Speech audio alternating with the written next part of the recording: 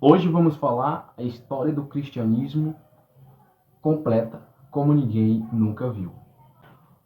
Com a morte dos cristãos primitivos e a era moderna da igreja, incluindo o surgimento do catolicismo romano, chegando até a era atual, que é a nossa hoje. Como todos nós sabemos, quanto evangélico como catolicismo, Jesus nasceu nas plenitudes dos tempos. Nasceu, aliás, cumprindo as profecias bíblicas, nasceu em Belém da Judéia.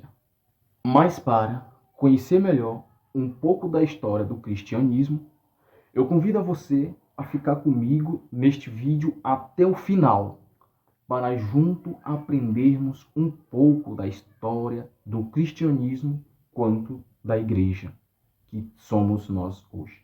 Olá, meu povo! Aqui estou de volta com mais um vídeo aqui no canal Zé Filho Carvalho, né? Estou de volta aqui para mais uma vez falarmos de um assunto muito importante que vai nos impactar, né? Você que já é inscrito no canal, já vai deixando aquele likezinho bacana que você costuma deixar. E você que ainda não é inscrito, já se inscreve aí, aproveita logo aí, se inscrevendo aí, deixando nos comentários, assine o sininho de notificação para que este canal possa chegar em mais pessoas e que o YouTube possa conhecer que esse canal vai longe através dos conteúdos que eu estou colocando para poder dar mais engajamento, tá bom? Então, vamos e acompanhe comigo este vídeo que está tremendo, viu? Fica comigo aí. Vamos lá, gente. Meus queridos, antes de entrarmos nesse assunto de como foi o surgimento do cristianismo, e como foi o surgimento da igreja, na história da igreja, quando eu me refiro, o cristianismo é toda a igreja. Para mim, não há divisão. Se o homem fez divisão, é porque está completamente equívoco da mensagem que Deus quer para nós. Então, mas antes de entrarmos neste assunto, eu quero me defender de um vídeo, aliás, de mais um vídeo que o camarada, né, um certo camarada, foi assim que ele me chamou num vídeo dele lá, né? Foi assim que ele me chamou. Eu não gosto nem de chamar assim certo camarada. Eu respeitei ele, né? Chamando ele de irmão, né?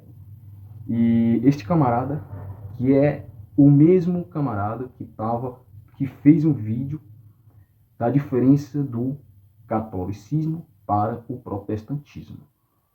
Então, ele me chamou de camarada. Mais uma vez, para mim, é uma falta de consideração que ele fez para comigo, né? Aliás, ele poderia ter falado irmão também, porque todos nós somos irmãos, né? Eu não estou aqui julgando ninguém, a gente. Mas foi uma falta de consideração quando ele fala num certo ponto de que eu pequei em não saber a história, de não saber a filosofia, de não saber a sociologia, de não saber a história do cristianismo. Muito bem, ele falou que eu pequei de não saber da história da igreja. No ponto de vista, ele falou que para mim poder debater com ele, eu tinha que saber da história, de como surgiu. Mas eu quero dizer para este camarada, Zaio é o nome dele. Zaio é o nome dele. Eu quero te dizer, meu amigo, se esse vídeo chegar até você, que antes, primeiramente, para mim poder falar de algo, eu estudo, eu pesquiso, eu examino muito bem para poder falar, para poder argumentar. Portanto, se quando eu disse no vídeo que como era que você sabia que existia igreja na Ásia Menor, aliás, igreja católica na Ásia Menor, na Rússia, né, como você estava dizendo, na África e em vários outros lugares, que elas eram católicas. A sua grande preocupação foi isso, de achar que por eu não conhecer que existiam igrejas católicas nesses lugares, de vir ao ponto de você falar que eu não conheço a história do cristianismo, sobre a história da igreja. Até porque você não sabe que eu estou fazendo um curso de teologia, né? Que lá a gente vai aprender como surgiu a igreja, né? Lá você vai aprender 5 tipos de teologia. A teologia exegética, né? A teologia histórica. A teologia histórica que eu falo é a história da igreja, né? A teologia dogmática, né? A teologia sistemática, tá? E a teologia bíblica, meu amigo. Então, para a sua informação, você é que está completamente equivocado do meu conhecimento. Agora, você também falou até na guarda do sábado, né? Da Adventista, a igreja do sétimo dia, né? Para você falar do sábado, você também tem que conhecer os dogmas direitinho de dentro da igreja adventista, né? Se você, eu não sou da igreja adventista, eu não sou da igreja adventista do sétimo dia. Eu não guardo o sábado como a igreja adventista do sétimo dia guarda. Mas quem sou eu para falar da igreja adventista? Portanto, não cabe a mim e nem a você, meu camarada, como ele me chamou, Zion, né, para falar da igreja adventista. Mas eu não fiz este canal para debater com ninguém. Eu já quero deixar, viu, meus queridos, minhas queridas, bem claro que eu fiz este canal para mostrar a verdadeira luz do Evangelho. Muito bem, voltando a falar sobre a origem, a história do cristianismo, a Igreja Católica é a maior instituição cristã em todo o mundo, contando atualmente com mais de 1,2 bilhões e uma tradição de quase 2.000 anos de história. Confirmam ou afirmam, ou seria ela fundada pelo próprio Jesus de Nazaré, como afirma a tradição católica. Mas o que muitos defendem por título, Jesus nunca colocou a palavra, o nome na sua boca de que era católico, e sim os seus seguidores. Ainda nos primeiros séculos, depois da partida de Cristo, ficaram os seguidores, os apóstolos de Jesus. Na segunda viagem missionária de Paulo e Silas, por orientações divinas, foram para as províncias da Macedônia. Existia na época, depois de Cristo, uma igreja de Antioquia, da Síria, que tornou-se a mãe das missões transculturais. E em Acaia, plantando igrejas em Filipos, em Tessalônica, em Pérea e em Corintos. Foi na Antioquia da Síria que Paulo escreveu as cartas aos Gálatas, aos Coríntios e as 2 cartas aos Tessalonicenses. E na terceira viagem missionária, Paulo visita a província da Ásia Menor, permanecendo 3 anos em Éfeso, que é a capital da província, que é onde escreveu as 2 cartas à igreja de Corinto.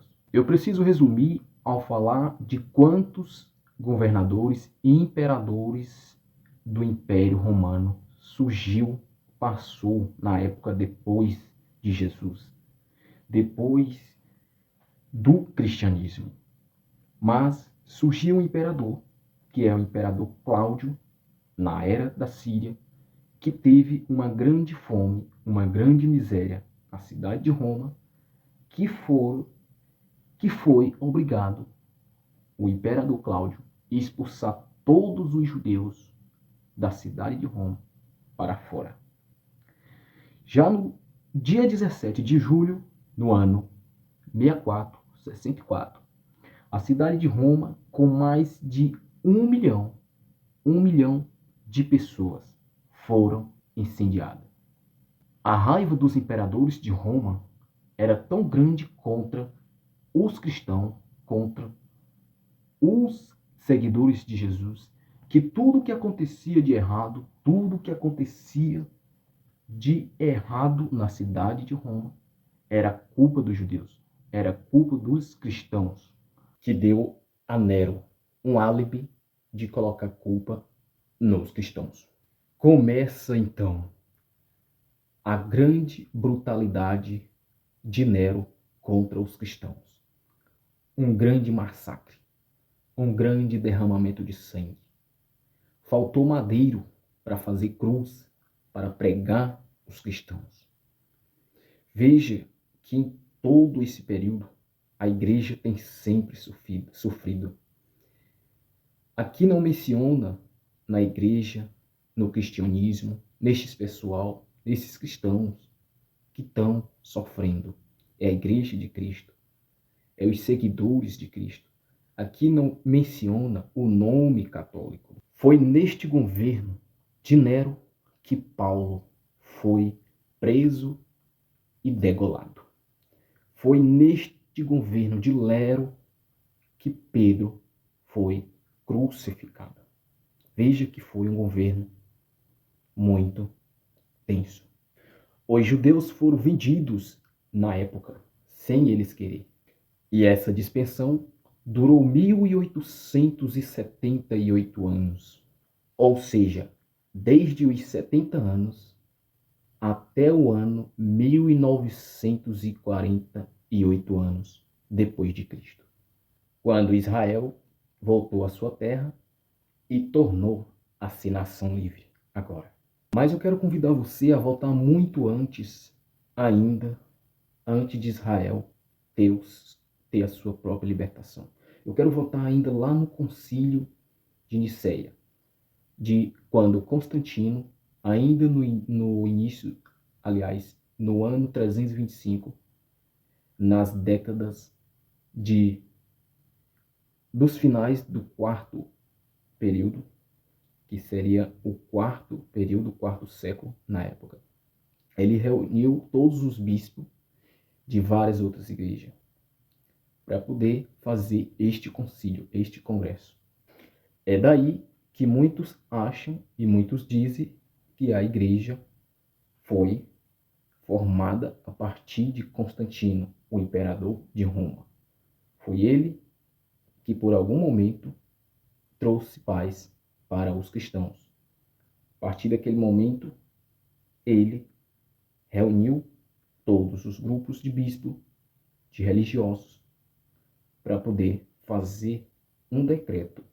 Já nas décadas finais do quarto século, com o imperador Teodósio I, fez um edito de Tessalônica, que foi um decreto do imperador Teodósio I, do Império Romano, no dia 27 de fevereiro do ano 380. Ele foi o responsável por este momento, um momento muito marcante na história do cristianismo.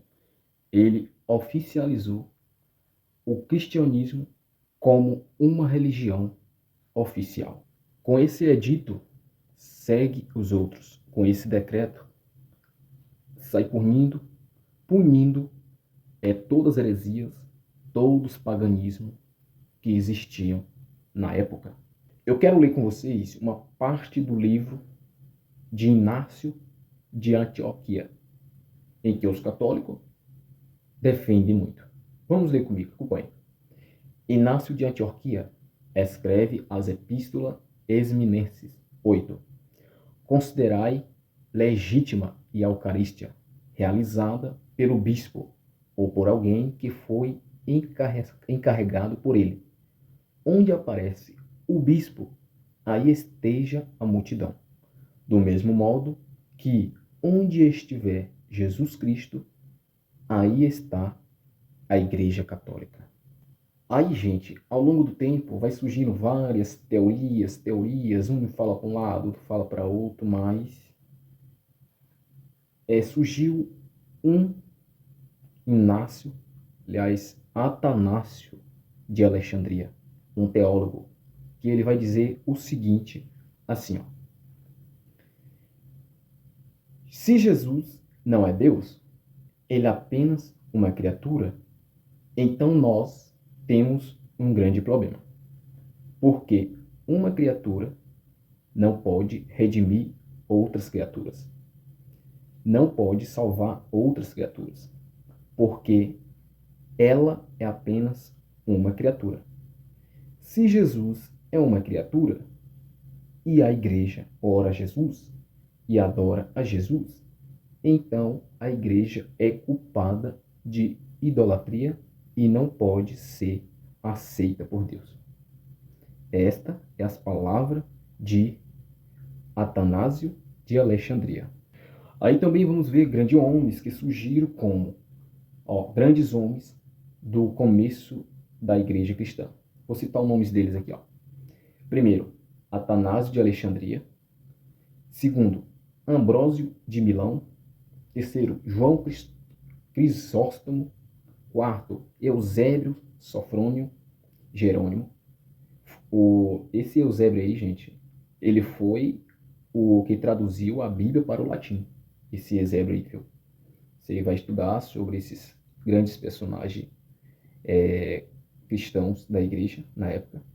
Foi esse Eusébio aí, Sofrônio, Jerônimo, que traduziu a Bíblia para o latim. O quinto é o Agostinho de Hipona, né? Ele também foi um dos grandes teólogos da igreja primitiva, esse Agostinho. Aí no Império, no Novo Império de Teodósio, né? Aí logo vai dividindo as dois impérios, aí que é o Império Romano Ocidental e o Império Romano Oriental. Aí o que enfraquece é o Império Ocidental e aí vira grande divergência. Agora, o grande famoso Império Romano caiu. Os imperadores não existem mais em Roma. Agora, mundialmente, falando assim, o que foi decretado porque o Império Ocidental e o Império Oriental foram divididos. Aí foi surgir o nome papado, que é o Papa, né?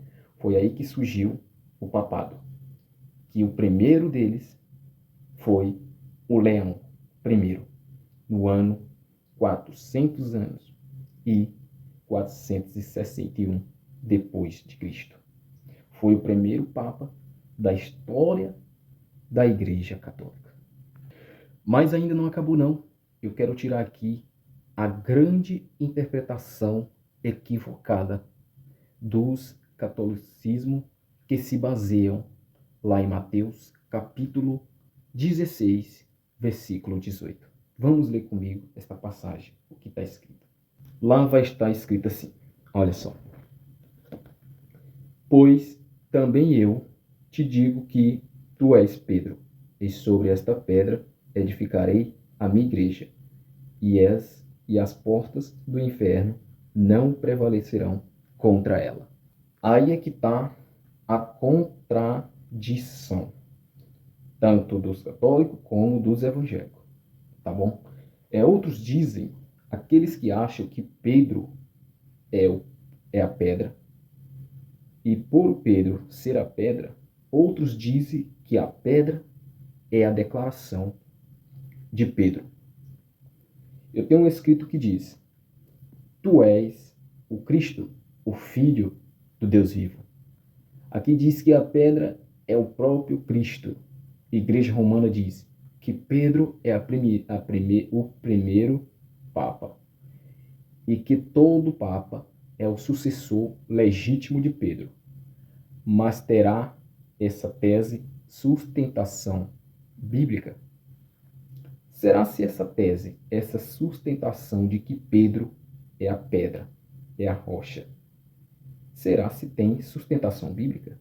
Se nós for caçar várias passagens da Bíblia, o que a Bíblia vai dizer sobre? Em Mateus, capítulo 16, versículo 18, que sobre esta pedra te edificarei. A palavra Pedro significa Pedro, Petros em grego, significa fragmento de pedra. A palavra pedra em grego significa Petras em grego. Significa rocha, pedra inabalável. Essa metáfora é usada somente para Deus nas Escrituras Sagradas. O que Jesus está dizendo é o seguinte, olha só. Portanto, Jesus está dizendo assim, você, Pedro, é um fragmento de pedra, mas sobre esta rocha, que eu sou, edificarei a minha igreja. Jesus está se referindo a ele e não a Pedro. Vejamos o que o próprio Pedro fala lá em Atos dos Apóstolos, capítulo 4, versículo 11. Veja lá comigo. Atos, abre a sua Bíblia comigo. Aqui, Atos, capítulo 4, versículo 11. Vai dizer o seguinte, olha só. Ele é a pedra que foi rejeitada por vós, os edificadores, a qual foi posta por cabeça de esquina. E em nenhum outro há salvação, porque também debaixo do céu nenhum outro nome há, dado entre os homens, pelo qual devamos ser salvos. Tá vendo? O próprio Pedro fala que não há nenhum outra pedra a não ser Jesus, que foi rejeitado naquela cruz. Mas não acabou não. Vamos ver também o que está escrito em 1 Pedro, capítulo 2, versículo 4 a 6. 1 Pedro, passando aqui, 1 Pedro, capítulo 2, versículo 4 a 6, diz assim. Pelo que também na Escritura se contém. Aliás, 1 Pedro, capítulo 2, versículo 4 vai dizer. E, chegando-vos para ele a pedra viva, reprovada, na verdade, pelos homens, mas para com Deus, eleita e preciosa. Vós também, como pedras vivas, sois edificados na casa espiritual e sacerdócio santo, para oferecer sacrifícios espirituais, agradáveis a Deus por meio de Jesus Cristo. Pelo que também na Escritura se contém, eis que ponho em Sião a pedra principal. Quem é a pedra principal? Jesus. Na esquina, eleita e preciosa, e quem nela crê não será confundida. Viu? Jesus, ele é a pedra principal, mas ainda não acabou não. Vamos ver também o que está escrito em 1 Coríntios, capítulo 10. 1 Coríntios, capítulo 10, versículo 4, vai dizer o seguinte. 1 Coríntios, versículo 4 diz assim.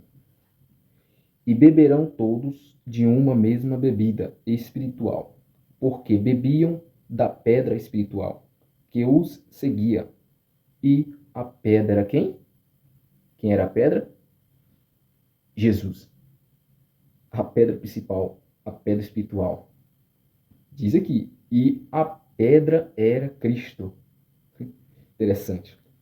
Mas ainda não acabou. Ainda há passagens de que Jesus é a pedra angular. Efésios, vamos ver? Efésios, capítulo de número 2, versículo 20, vai dizer o seguinte. Efésios, aqui, capítulo 2, verso 10, diz assim. Isso. É isso? Efésios, capítulo 2, versículo 20. Vai dizer o seguinte, olha só. Edificado sobre o fundamento dos apóstolos e dos profetas, de que Jesus Cristo é a principal pedra da esquina. Olha quantas passagens dizendo que Jesus é a principal pedra da esquina. Que interessante. Que magnífico. Mas vamos ver ainda em 1 Coríntios, capítulo 3, versículo 11. 1 Coríntios 3, capítulo 3, versículo 11. Vai dizer o seguinte. Porque ninguém pode pôr outro fundamento além do que já está posto, o qual é Cristo Jesus. O qual é Jesus Cristo. Ninguém pode edificar, pode colocar pedra no que já está colocado.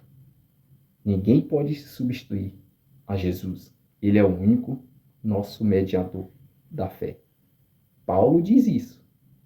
Vamos ver 1 Timóteo capítulo 2, versículo 5. Diz assim, olha que interessante, para acabar. Porque há um só Deus e um só mediador entre Deus e os homens. Quem é? Jesus Cristo, o homem. Gente, quero deixar bem claro que a minha fé, que há somente um mediador, que eu acredito somente em Cristo. Com todo o respeito que eu tenho para com todos, tá? Com todo o respeito que eu tenho para com todos, que lendo as Escrituras, lendo a palavra de Deus e interpretando da forma correta, com a ajuda do Espírito Santo, como diz lá em Romanos capítulo 8, versículo 26. E aqui você está vendo que há um só Deus e o nosso mediador é Cristo Jesus. Com todo o respeito que eu tenho para com todos os nossos queridos irmãos católicos, tá? Que por isso que nós não acreditamos que o Papa ele é o nosso mediador, porque está escrito na Bíblia que somente há um mediador, que é Jesus Cristo, tá bom? Gente, eu poderia estar falando muito mais aqui, mas eu resumi.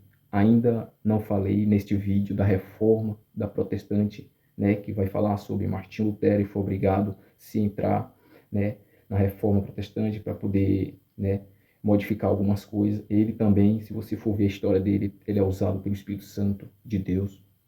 E sem julgar ninguém, espero que esse vídeo tenha ajudado a todos, tá? Todos que acompanharam este vídeo, tá bom? Então, um forte abraço, fica na paz com Deus e no nome do Senhor Jesus Cristo e até mais. Tchau, tchau, gente.